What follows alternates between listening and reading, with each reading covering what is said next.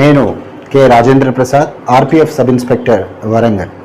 పోటీ పరీక్షలకు సంసిద్ధమవుతున్న వాళ్ళు, ఉద్యోగరీత్యా చట్టాలపై క్షుణ్ణమైన అవగాహన కోసం ప్రయత్నిస్తున్న వాళ్ళు చట్టాలను వివరించాల్సిందిగా పదే పదే చేస్తున్న విజ్ఞప్తులను దృష్టిలో ఉంచుకొని వాళ్ళందరికీ అందుబాటులో ఉండేలా వీడియో క్లాసులను రూపొందించడం అనే ఒక ఆలోచన కలిగింది. ఆ విధంగా చట్టాల కోసం వాళ్ళు ఏదైతే ప్రయత్నాలు చేస్తున్నారో, చట్టాల అవగాహన కోసం ఏదైతే ప్రయత్నాలు చేస్తున్నారో వాటన్నిటిలో వారికి అవగాహన కావాలి అంటే ఆ పూర్తి సమాచారం కేవలం ఇంగ్లీష్ లేదా హిందీ పుస్తకాల రూపంలో మాత్రమే ఉండటం, తెలుగులో తెలుసుకోవాలి అనుకున్న వాళ్ళకి సరైన సమాచారం కూడా లేకపోవటం ఈ వీడియో క్లాసుల యొక్క ముఖ్య ఉద్దేశం. వీటిని వీడియో క్లాసులను రూపొందించడానికి ముఖ్య ఉద్దేశం. ముందుగా ఈరోజు రైల్వేస్ యాక్ట్కు సంబంధించిన పూర్తి సమాచారాన్ని మీకు అందిస్తాను. అంతకంటే ముందు ఆ రైల్వేస్ యాక్ట్ యొక్క పూర్వపరాలు, ఆ రైల్వేస్ యాక్ట్ యొక్క నిర్మాణం గురించి మనం తెలుసుకోవాలి. మనందరికీ తెలుసు, మొదట భారతీయ భూభాగంపై తొలి రైలు ఏప్రిల్ 16, 1853న వ్యవస్థాపితమైంది.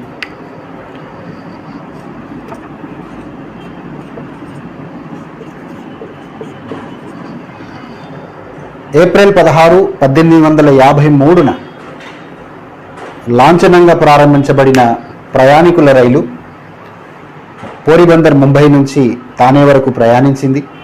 34 కిలోమీటర్ల దూరం. దానికి 3 లోకోమోటివ్స్, 14 కోచ్లు, 400 మంది ప్రయాణికులు. ఇది విషయ సమాచారం. అయితే ఈ ఏప్రిల్ 16, 1853ని భారతీయ రైల్వేల వ్యవస్థాపన దినోత్సవంగా ప్రతి సంవత్సరము జరుపుకుంటారు. అయితే భారత భూభాగంపై బ్రిటిష్ ప్రభుత్వం పాలన కొనసాగుతున్న రోజులలో భారతదేశ భూభాగంపై చట్టాలను అమలు చేసేందుకు వాళ్ళు తొలుతగా ప్రయత్నించింది ఇండియన్ పీనల్ కోడ్తో. ఆ రోజులలో భారత భూభాగంపై అమలు చేయాలనుకున్న చట్టాలన్నీ కూడా బ్రిటిష్ పార్లమెంట్ చేత ఆమోదింపబడాల్సి వచ్చేది. 1860లో Indian penal code, Indian evidence act 1872లో, అదే క్రమంలో భారతీయ రైల్వేలకు కూడా ఒక ప్రత్యేకమైన చట్టం ఉండాలనే ఉద్దేశంతో 1890న మార్చి 21 తారీఖున బ్రిటిష్ పార్లమెంటు చేత ఆమోదించబడిన ఇండియన్ రైల్వేస్ యాక్ట్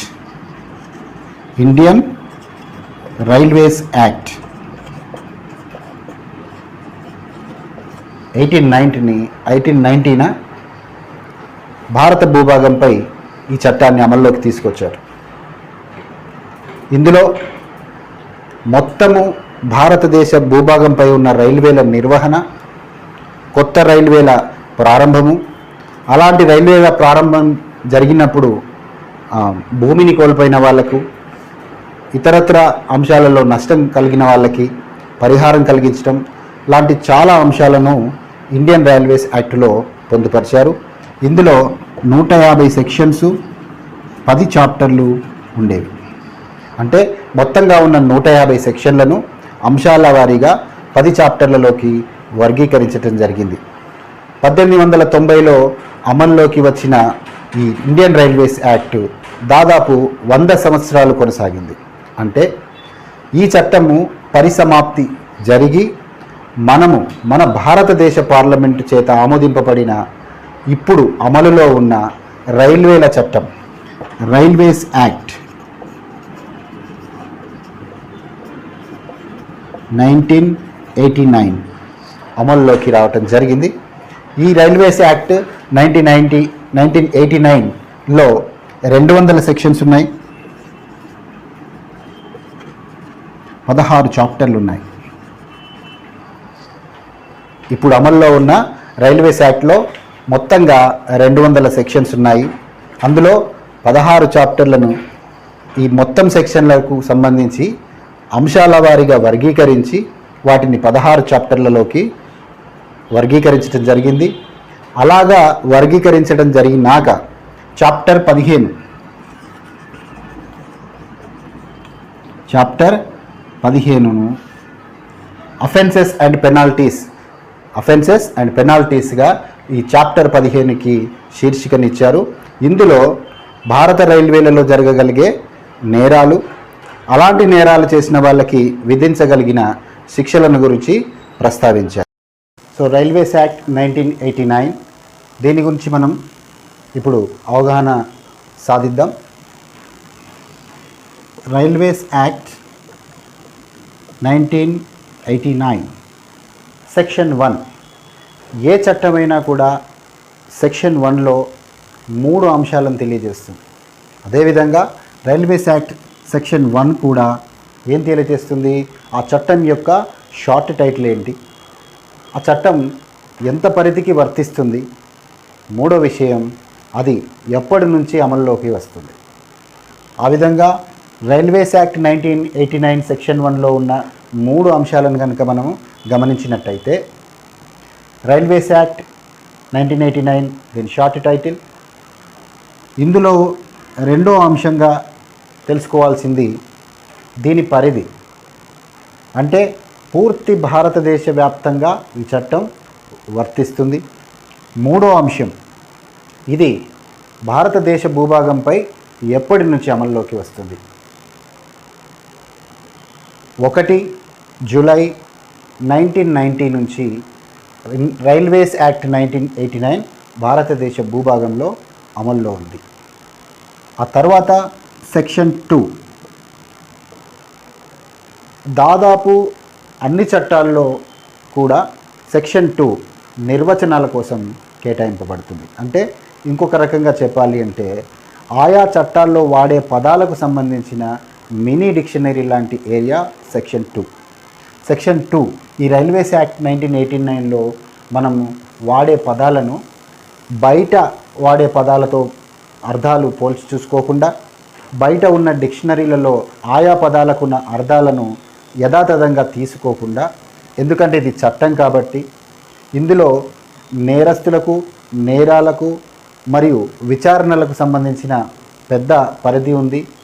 కోర్టు వ్యవహారాలు, కోర్టులో విచారణలు జరగడాలు కూడా జరగవచ్చు. కాబట్టి ఆయా పదాలను బయటి పదాలతో, బయటి డిక్షనరీలో ఉన్న పదాలకు సంబంధించిన అర్థాలతో సరిపోల్చుకొని చూసుకునే సందర్భం లేకుండా ప్రతి చట్టంలో కూడా సెక్షన్ 2లో నిర్వచనాలను తెలియజేస్తారు. డెఫినేషన్స్ అంటాం. రైల్వేస్ యాక్ట్ 1989కు సంబంధించి సెక్షన్ 2లో సబ్ సెక్షన్స్ రూపంలో డెఫినేషన్స్ని తెలియజేశారు. అలాగా మొత్తంగా రైల్వేస్ యాక్ట్ 1989లో ఉన్న నిర్వచనాల సంఖ్య 42. అందులో ముఖ్యమైన డెఫినేషన్స్ని కంఠస్థం చేసుకొని గుర్తుపెట్టుకోవాలి. ఆ తర్వాత మిగతా సెక్షన్లు, అంటే ప్రాధాన్యత కలిగిన సెక్షన్స్, ఉద్యోగపరంగా మనకు ప్రముఖమైనవి, ఇవి ఎప్పటికీ అవసరమైనవి అన్న సెక్షన్లను గురించి చర్చిద్దాం. సెక్షన్ 2కు సంబంధించి నిర్వచనాలు ఉన్నాయి. అందులో ముఖ్యమైన నిర్వచనాల గురించి చర్చించుకోవాల్సిన అవసరం ఉంది. సెక్షన్ 2లో మనం చూసినట్లయితే సబ్సెక్షన్ 8 వద్ద కన్సైనీ, సెక్షన్ 8 వద్ద సబ్సెక్షన్ 8 వద్ద కన్సైనీ అనే పదం కనిపిస్తుంది.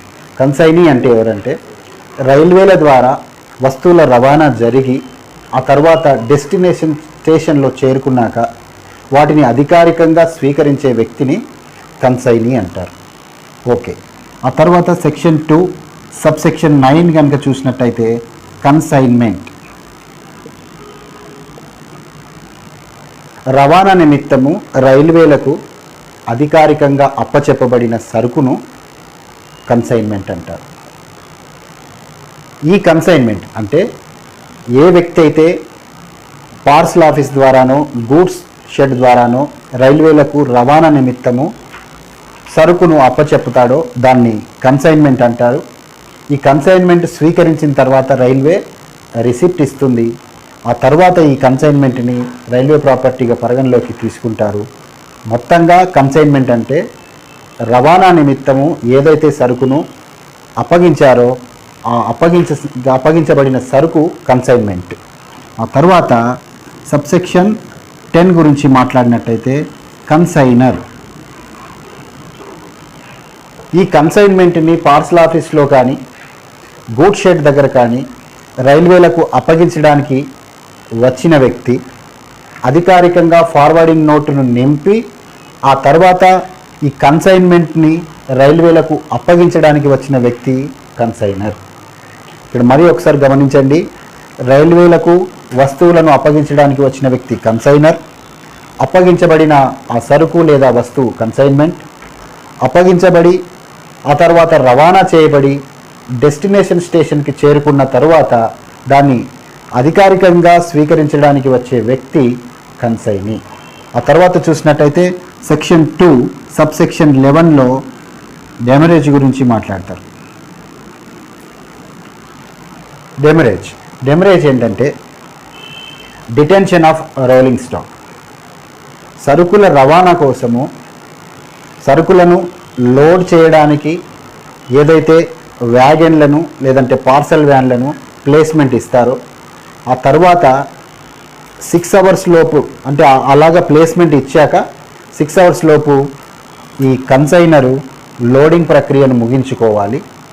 లేదా డెస్టినేషన్ స్టేషన్ చేరుకున్నాక రోలింగ్ స్టాక్ అంటే ఆ రేక్ ఫార్మేషను ఎస్ఎల్ఆర్ కావచ్చు, లేదంటే విపియూస్ కావచ్చు, లేదంటే గూడ్స్ ట్రైన్ కావచ్చు, రోలింగ్ స్టాక్ని అన్లోడింగ్ కోసం ప్లేస్మెంట్ ఇచ్చినాక కన్సైని 6 అవర్స్ లోగా దాన్ని అన్లోడ్ చేసుకోవాలి. కన్సైనర్ కానీ లేదా కన్సైనీ కానీ 6 గంటల కంటే ఎక్కువగా రోలింగ్ స్టాక్ని డిటైన్ చేసినట్టయితే వాళ్ళు డెమరేజ్ని రైల్వేలకు కట్టాల్సి వస్తుంది. దాన్నే డెమరేజ్ అంటారు. Demurrage is nothing but detention of rolling stock. Loading కోసం ప్లేస్మెంట్ ఇచ్చాక 6 అవర్స్ లోగా దాన్ని లోడ్ చేసుకోవాలి. అంతకంటే ఎక్కువగా దాన్ని డిటెన్షన్ చేసినట్టయితే డెమరేజ్ అప్లికబుల్. అన్లోడింగ్ కోసము ఒక రేక్ని ప్లేస్మెంట్ ఇచ్చాక 6 అవర్స్ లోగా దాన్ని అన్లోడ్ చేసుకోవాలి. అంతకంటే రోలింగ్ స్టాక్ని ఎక్కువసేపు డిటైన్ చేసినట్టయితే డెమరేజ్ కట్టాల్సిన సందర్భం వస్తుంది. ఆ తర్వాత చూసినట్టయితే సెక్షన్ 2 సబ్సెక్షన్ 14ని మనము గమనించాలి. ఇక్కడ ఫేర్ అనే పదం కనిపిస్తుంది. ఫేర్ అంటే ప్రయాణికులను వాళ్ళ ప్రయాణం కోసం వాళ్ళు టికెట్ కొనుక్కున్నప్పుడు మన రైల్వేలకు ఏదైతే నగదు చెల్లిస్తారో దానిని ఫేర్ అంటారు. ఆ తర్వాత సెక్షన్ 2 సబ్సెక్షన్ 17 ఫ్రైట్. ఇక్కడేమో ఫేర్ అనుకున్నాము, ఇక్కడ ఫ్రైట్ అనుకున్నాము. ఫేరు ప్రయాణికులకు ప్రయాణించడానికి కల్పించిన వసతికి మనము అతను ప్రయాణికుల దగ్గర నుంచి వసూలు చేసే నగదు రూపాన్ని ఫేర్గా పరిగణలోకి తీసుకుంటాం. ఈ కన్సైన్మెంట్ రవాణా నిమిత్తం కన్సైనర్కి మనము ఛార్జ్ చేసి మనము నగదు రూపంలో తీసుకునే అమౌంట్ని ఫ్రైట్ అంటాం. ఒక మాటలో చెప్పాలంటే ఫేర్ ఏమో ప్రయాణికుల దగ్గర నుంచి వసూలు చేసే ఛార్జీలు, ఫ్రైట్ ఏమో కన్సైనర్ దగ్గర నుంచి సరుకులను రవాణా చేయడానికి తీసుకునే ఛార్జీలు. ఆ తర్వాత 23 సెక్షన్ 2 సబ్సెక్షన్ 23 ఇది లగేజ్. ప్రయాణికులు తన వెంట తీసుకువెళ్ళే బ్యాగేజ్ని లగేజ్గా పరిగణలోకి తీసుకుంటాము. ఆ విషయాన్ని కూడా ఇక్కడ నిర్వచనాల్లో తెలియజేయడం జరిగింది. సో ఆ తర్వాతి నిర్వచనాల గురించి గమనించినట్లయితే సెక్షన్ 2లోనే సెక్షన్ 2లో సబ్సెక్షన్ 26A ఆఫీసర్ ఆథరైజ్డ్ అనే పదానికి నిర్వచనం ఏమిటి? రైల్వేస్ యాక్ట్ చాప్టర్ 15లో 137 నుంచి 176 వరకు ఉన్న అఫెన్సెస్ అండ్ పెనాల్టీస్ సెక్షన్కి సంబంధించి అరెస్ట్ మరియు ప్రాసిక్యూషన్ పవర్ ఏ అధికారికి అవుతుందో ఆ అధికారిని ఆఫీసర్ ఆథరైజ్డ్ అంటారు అంటూ ఈ నిర్వచనం చెప్తుంది. అంటే రైల్వేస్ యాక్ట్లో ఉన్న సెక్షన్ 179 సబ్సెక్షన్ 2లో చాప్టర్ 17లో చెప్పబడిన సెక్షన్ 137 నుంచి 176 వరకు అఫెన్సెస్ని అరెస్ట్ అండ్ ప్రాసిక్యూషన్ దశకు తీసుకుగలిగే అధికారం ఎవరికైతే ఉందో ఆ అధికారిని ఆఫీసర్ ఆథరైజ్డ్ అని అంటారు అని ఈ నిర్వచనం తెలియచేస్తుంది. అయితే ఈ నిర్వచనంలో పర్టికులర్గా ఒక అధికారి లేదా ఒక విభాగానికి సంబంధించిన అధికారి అనే హోదాను తెలియజేయటం లేదు. దీని కారణంగానే తర్వాతి రోజులలో ఈ నిర్వచనానికి పూర్తి స్థాయి స్పష్టతనిచ్చేందుకు రైల్వే బోర్డు ద్వారా కొన్ని సర్క్యులర్లు ఇవ్వటం జరిగింది. వాటిని గురించి మనం రానున్న సెక్షన్స్లో మాట్లాడదాం. ఆ తర్వాత చూసినట్టయితే సెక్షన్ 2 సబ్సెక్షన్ 28 పాస్. రైల్వేలలో అందరూ కేవలం టికెట్ తీసుకొని మాత్రమే ప్రయాణించాల్సిన అవసరం లేదు. ఆయా వ్యక్తులకు అవసర రీత్యా రైల్వే యంత్రాంగం రకరకాల పాస్లను కేటాయిస్తుంది. అది ప్రివిలేజ్ పాస్ కావచ్చు, టోకెన్ పాస్ కావచ్చు, సీజన్ పాస్ కావచ్చు, రకరకాల పాస్లను కేటాయిస్తూ ఉంటుంది. అలాంటి పాస్కు సంబంధించిన నిర్వచనాన్ని మనం సెక్షన్ 2 సబ్సెక్షన్ 28లో చూడవచ్చు. ఆ తర్వాత 29 సెక్షన్ 2 సబ్సెక్షన్ 29ని గమనించినట్టయితే ప్యాసింజర్కు సంబంధించిన నిర్వచనాన్ని ఇక్కడ చూస్తాం. ఎవరైనా అధికారికంగా టికెట్ లేదా పాసును కలిగి ప్రయాణించే వ్యక్తిని ప్యాసింజర్ అంటారనేది ఈ యొక్క నిర్వచనం పూర్తి సారాంశం. ఆ తర్వాత గమనించినట్టయితే సెక్షన్ 2 సబ్సెక్షన్ 33 రైల్వే రిసిప్ట్. ఇందాక మనం చర్చించినట్టు ఆ కన్సైనరు ఒకవేళ కన్సైన్మెంట్ని తీసుకొచ్చి రైల్వే యంత్రాంగానికి అప్పచెప్పినట్టయితే రవాణా నిమిత్తం ఆ సరుకుని మనం తీసుకున్నట్టుగా ఆ కన్సైనర్కి మనం ఇచ్చే అక్నాలెడ్జ్మెంటు,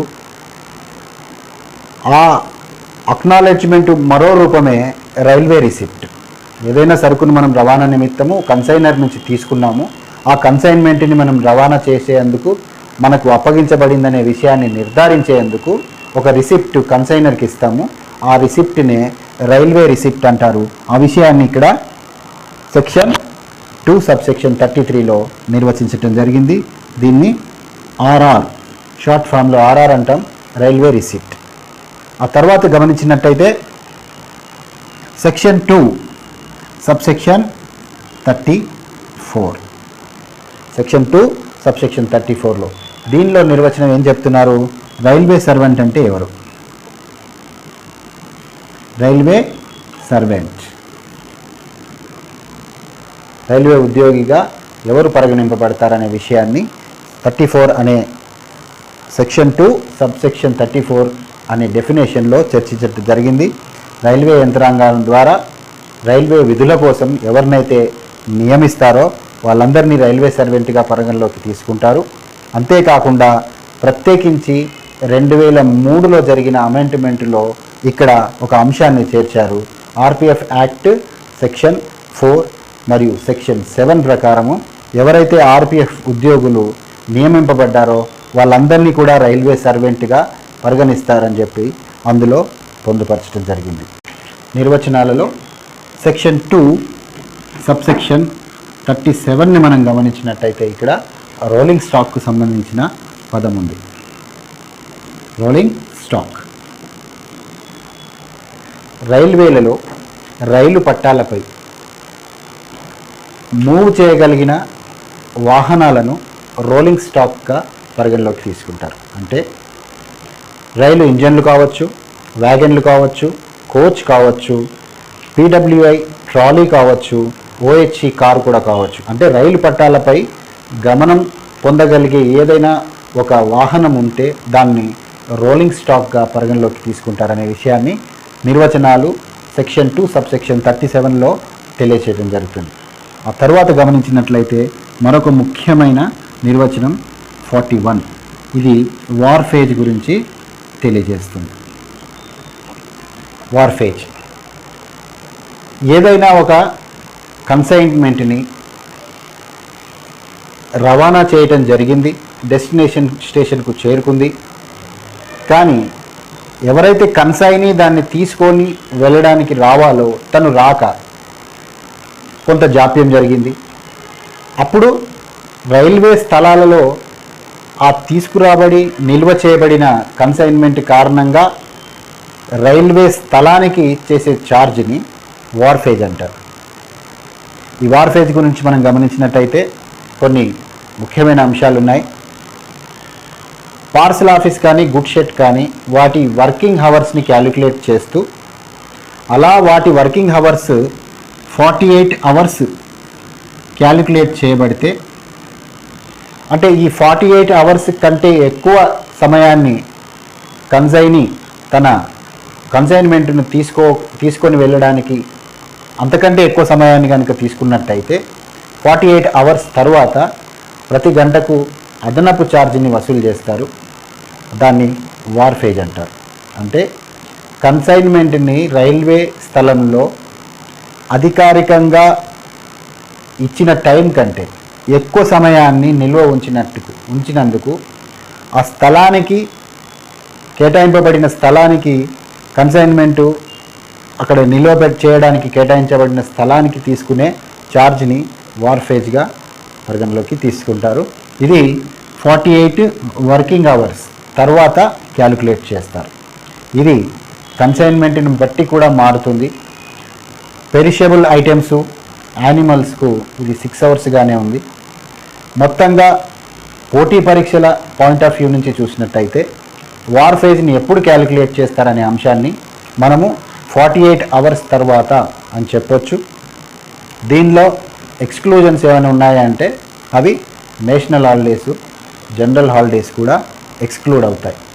48 working hours of a parcel office, 48 working hours of a good షెడ్ని పరిగణలోకి తీసుకుంటారు. ఆ తర్వాత కూడా కన్సైన్మెంట్ని తరలించలేదు అంటే కన్సైనీ దగ్గర వార్ఫేజ్ క్యాలిక్యులేట్ చేసి కలెక్ట్ చేస్తారు.